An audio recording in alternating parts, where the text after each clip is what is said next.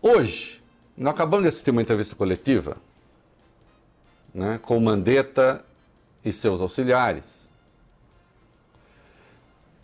E nós estamos vivendo coisas realmente inéditas. É a entrevista coletiva de um ministro que, a rigor, não é mais ministro, pelo que a gente viu e ouviu. Vocês concordam, meninos?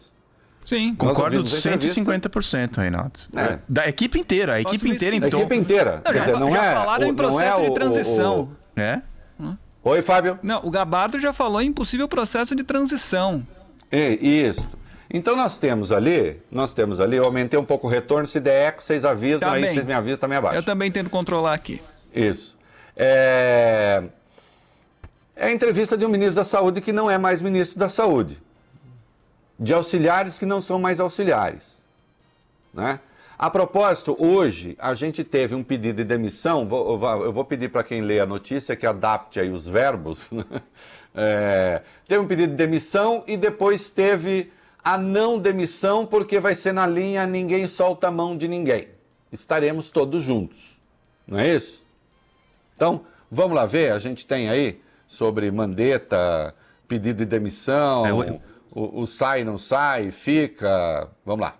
Acharam aí? Achei, sim, Reinaldo. É o seguinte, então vamos lá, porque é como você disse, né? A gente vai organizando o programa e as coisas vão acontecendo. Então, o secretário de Vigilância em Saúde, o Wanderson Kleber Oliveira, chegou a pedir demissão do cargo. A informação foi confirmada pelo Ministério da Saúde e depois o Wanderson participou normalmente dessa entrevista coletiva que você acabou de citar, uma entrevista já tradicional que acontece todos os dias a partir das 5 horas da tarde. A informação é que o ministro da Saúde, Luiz Henrique Mandetta, não aceitou o pedido de demissão do colega. Ele disse, inclusive, minutos antes de começar o É da Coisa, que ele parabenizou o pessoal da equipe de comunicação do Ministério da Saúde, que passou essa nota para nós da imprensa e depois brincou. Não. Quando alguém sair, vai sair todo mundo junto, inclusive vocês aí da comunicação, brincando com os colegas, com os pares dele, de todos ali da equipe técnica do Ministério da Saúde. Então, a saída do ex-secretário ocorreria no mesmo dia em que os rumores sobre a decisão do ministro Luiz Henrique Mandetta aumentaram e o que a gente acabou de falar, né, Reinaldo?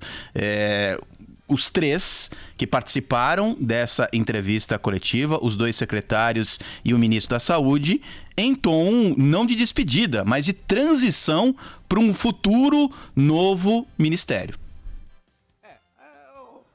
Vejam só, a demissão do Mandetta, acho que já está decidida, não deixa de ser uma loucura, né? Quando eu digo uma loucura, notem, eu estou falando do ponto de vista político também. Não estou dizendo só, sem Mandetta o ministério se desestrutura, tal, não sei o quê. É possível, sei lá quem que o Bolsonaro vai escolher, que haja uma nova orientação. Né? Eu só não vejo como e por quais meios o Bolsonaro possa ter algum ganho político com isso. E nem vejo como, o futuro dirá, a própria saúde possa ter algum ganho técnico, uma vez que Mandetta vinha e vem trabalhando com os governadores em parceria também com o Congresso Nacional. Falta muita coisa, mas eu entendo que o que está faltando não deriva da competência ou incompetência do Mandetta. O tempo dirá. Agora, que abrir uma crise, como abriu Bolsonaro, no Ministério da Saúde, pelos motivos pelos quais abriu, é uma insanidade? Não há como, digamos, vamos lá, eu no geral não gosto de comparar iniciativa privada com governo, porque os interesses e os alvos são distintos. Agora, do ponto de vista da administração, a gente tem uma coisa que é administrativamente eficiente ou ineficiente.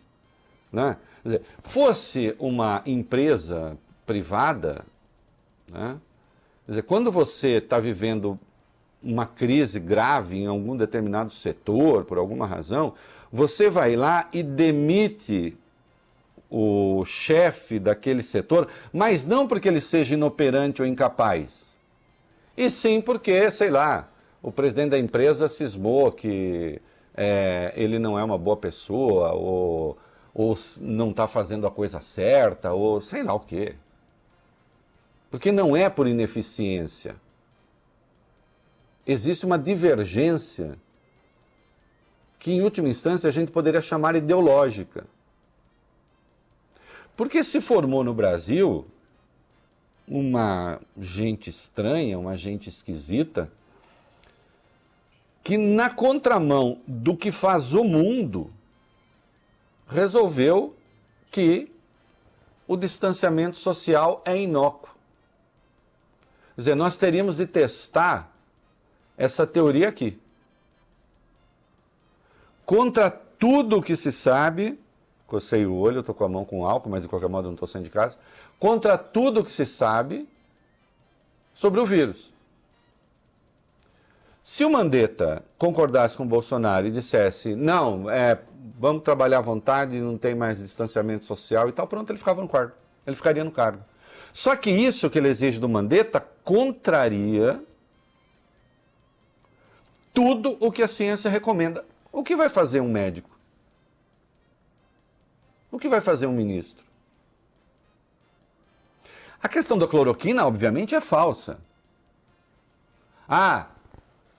Existe, hoje sai um texto na Folha, um pouco irônico, dizendo que tem os quarenteners e os cloroquiners.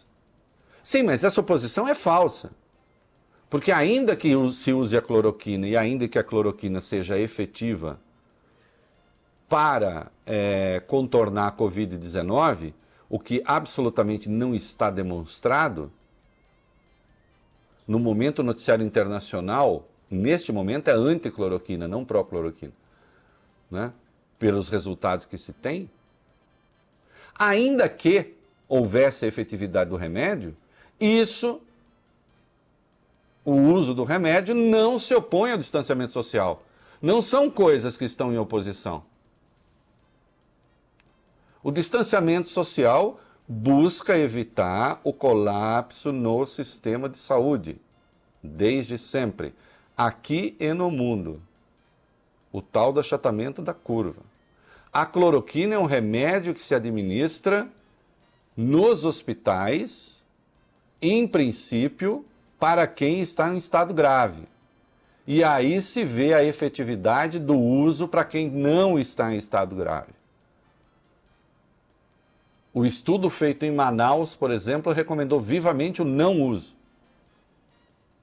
Porque você corre o risco de matar todo mundo do coração. E outros estudos. Bom, o Mandetta está saindo fora em razão disso. Porque ele resolveu aplicar aquilo que a ciência recomenda e aquilo que está sendo feito, reitero, no mundo inteiro. Há 3 países que não estão seguindo essa recomendação: Turcomenistão, Belarus e Nicarágua. 3 ditadores. E o 4º chefe de Estado que está com esse discurso é Bolsonaro, que ganhou, me fez o favor de ganhar um editorial no Washington Post, depois da Economist. O nome do Brasil lá fora está virando um galinheiro. Nós vamos ver isso ainda hoje. Bom, eu entendo que o Mandetta já está fora. Aliás, parece que agora virou uma coisa ali, então me demite, para ficar claro que você me demite. Mas eu acho que se o Bolsonaro não demitir, o Mandetta tem de cair fora. Porque agora, e todos nós que fazemos jornalismo, nós temos um olho especial também para entender onde está a plantação de notícia, né? E já começou a plantação de notícia contra o Mandetta. A máquina é poderosa. Tem até alguns idiotas de esquerda que estão ajudando, né? Fazendo serviço para o Bolsonaro. Né? Sobre ineficiência, não está fazendo trabalho direito, não sei, mas nunca ninguém questionou essa questão da eficiência. Pôs em dúvida a questão da eficiência. É a abordagem que incomoda. De sorte que saindo Mandetta, acredito que entrará um ministro, e vamos ver quem vai emprestar um nome a isso, que vai dizer que o distanciamento social é uma desnecessidade. E que vai tentar forçar a volta ao trabalho. Como se nada estivesse acontecendo. E aí vai vir à tona a questão da competência. Pode o presidente da República determinar sozinho? Não. Aliás, o Alexandre de Moraes, ministro, disse que não. E, surpresa, o Procurador-Geral da República concordou com ele. Né? Tudo isso está aqui. Nossa, eu vou juntando tudo, né? Pronto, já acabou o programa, gente, já falei tudo. Bom, o próprio Bolsonaro no Item 9 aí, o Fábio Scubs, falou sobre o Mandetta, né? Falou, Reinaldo. O presidente falou rapidamente hoje sobre o caso Mandetta. Ele não respondeu às perguntas dos jornalistas, mas conversando com apoiadores disse o seguinte, aspas para o presidente. Pessoal, estou fazendo a minha parte. Resolveremos a questão da saúde no Brasil para tocar o barco. E passou adiante um vídeo feito por um jornalista que diz que esse negócio de distanciamento social não resolve, atacando Dória, atacando... Bom, enfim, eles têm lá os seus prosélitos, o presidente passou adiante o vídeo, portanto, expressa também o seu ponto de vista. Olha, a única coisa que é lamentável é que nada disso, o Coutinho já pode achar aí o editorial do Washington Post, nada disso sai de graça. Né? O Bolsonaro já ganhou esta semana uma matéria na Economist devastadora, né? Em que ele aparece ajoelhado na bandeira do Brasil com a cara enfiada no que seria uma poça, que é o desenho do coronavírus. Onde estaria o círculo azul, está lá a poça do coronavírus. E aí, ele ganhou um editorial do Washington Post, que é um dos jornais mais influentes do mundo. Vamos começar a fazer as conexões. A Economist é a revista mais importante do mundo. É a revista lida pelos financistas do mundo inteiro. Quase todo mundo acredita na Economist. Tem até coisas engraçadas, porque a Economist é uma revista que vem lá do século XIX. A Economist, por exemplo, cometeu erros históricos, dos quais eles mesmos se orgulham, né? Fazem piada, fazem troça com humor inglês, né? Quando surgiu a televisão, a Economist perguntou quem seria idiota o bastante, mais ou menos nessa linguagem, para ficar em frente de uma caixa que tem imagem e fala. A Economist previu o insucesso do automóvel. Porque disse, vai acabar combustível, o cavalo não acaba, mas e o combustível acaba, como é que é? Esqueceram um pouco que podia fazer a rede de postos de gasolina. Então eles têm erros dos quais eles mesmos fazem troça, né? Agora, é a revista mais influente do mundo, é a revista que antecipa tendências. Quando lembra o estouro da bolha da internet, lá atrás, no começo dos 2000, a Economist antecipou aquilo com uma precisão impressionante e tal. Então é uma revista muito influente no mundo inteiro. O Washington Post já era um jornal muito influente, talvez o segundo jornal, só perdendo para o New York Times, nos Estados Unidos. Um dos mais influentes do mundo, e hoje pertence ao Jeff Bezos, dono da Amazon, o que indica que é um jornal, digamos, que tem um alcance global na era da economia digital. E que não, obviamente não é de esquerda, como Economist não é de esquerda. Né? E premiou o nosso líder com um editorial. Você está com a coisa aí, é o Coutinho? Sou eu. Vamos lá. Vamos lá. O jornal publicou ontem o seguinte editorial. Título do editorial: Líderes põem vidas em risco ao minimizar o coronavírus. Bolsonaro é o pior.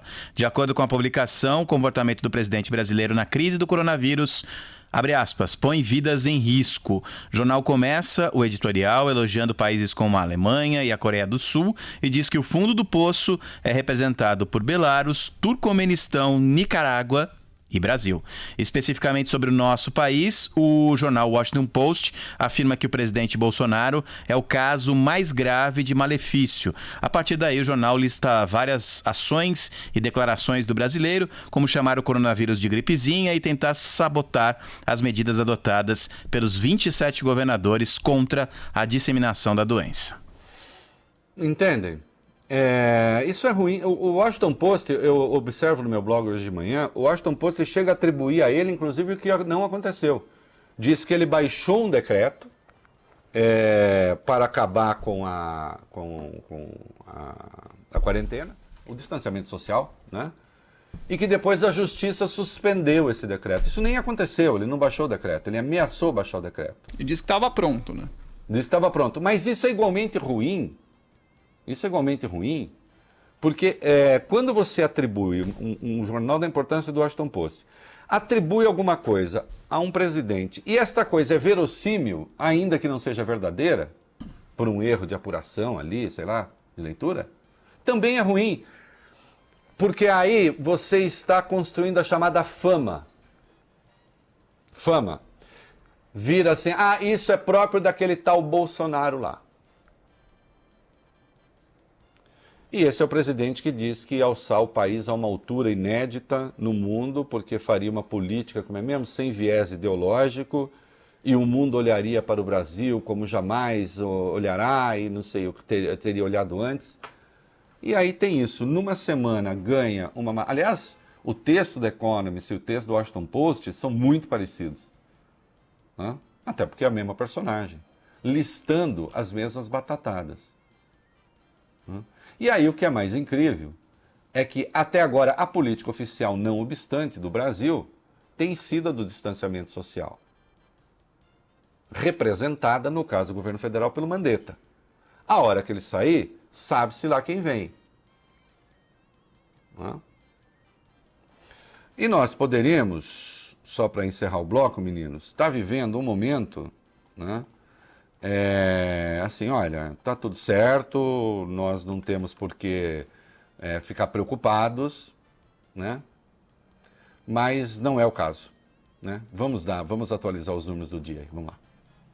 Vamos lá, Reinaldo, atualizando, portanto, os números do coronavírus no Brasil, subiu para 1.736 o número de mortes. Ontem eram 1.532, houve, portanto, uma alta de 13%.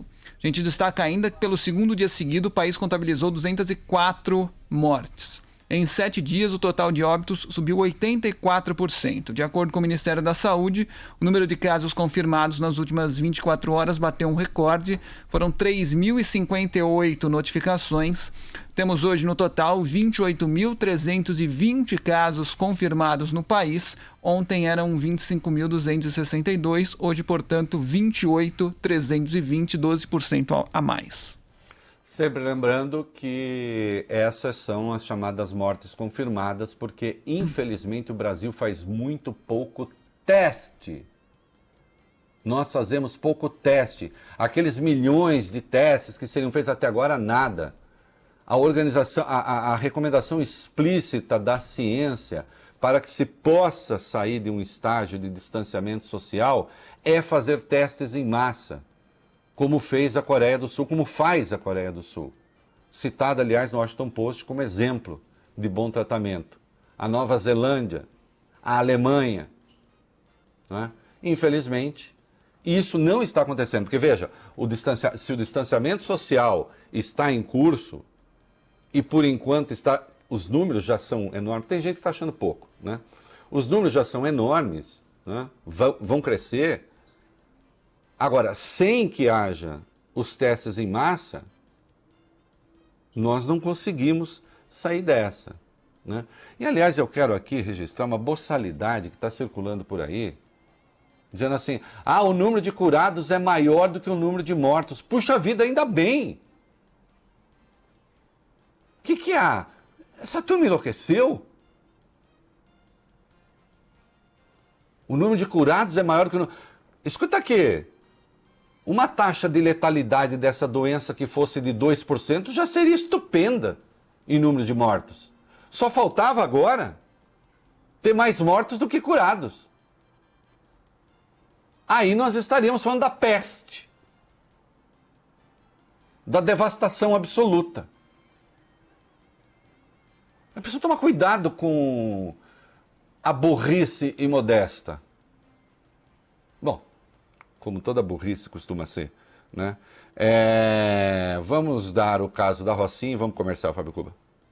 Vamos lá. Dados da Secretaria de Saúde do Rio de Janeiro mostram que o coronavírus começou a entrar nas favelas cariocas. Em 5 dias, o número de pessoas diagnosticadas com a Covid-19 aumentou de 6 para 35 na Rocinha. Até agora, 3 pessoas morreram na comunidade por causa da doença. Esse salto preocupa especialistas e os moradores da região. Com condições precárias de saneamento, a tendência é de uma explosão de casos nas próximas semanas.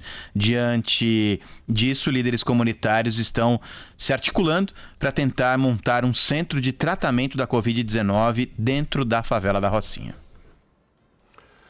Olha, nós sabemos, né? E os números do Ministério, enfim, todos os números que temos, foi uma doença que entrou pelo topo, pela elite, foi indo para a classe média e ainda não se espraiou, e ainda não chegou para valer no povo. Está chegando. E aí as coisas podem ficar difíceis, os hospitais já estão chegando ali ao seu limite, né? Mas tem gente que tá achando pouco. Afinal, né? Tem mais gente curada do que morta. Puxa, vai ver que tem gente com saudade da peste bubônica no Brasil, né? E no mundo. Recomendo livros, artigos, leitura, né? E não só opinião de especialista de WhatsApp.